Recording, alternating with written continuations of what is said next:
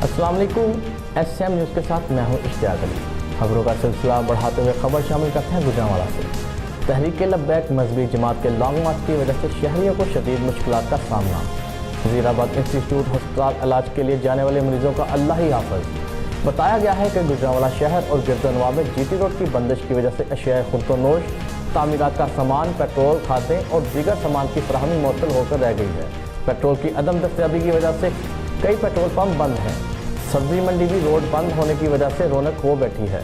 सब्जियों के रेट आसमानों से बातें कर रहे हैं। Wazirabad institute of cardiology Gujranwala region का दिल का वाहिद और सबसे बड़ा अस्पताल है, जहां इलाज की गर्ज से मरीज मंडी, बहाउद्दीन, गुजरात, हाफजाबाद, सियालकोट, नारोवल, चकवाल, जेहलम और आज़ाद कश्मीर तक आते हैं। लेकिन चनाब टोल प्लाजा पर खंदकें खोद दी गईं।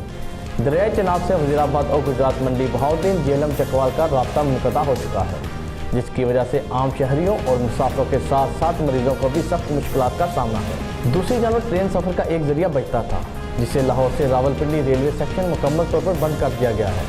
इस सारी सूरत हाल से शहरियों में सख्त इज़्तिराब पाया जाता है। लोग अपने प्यारों की खुशियों और गम में शरीक होने से कासिर हैं।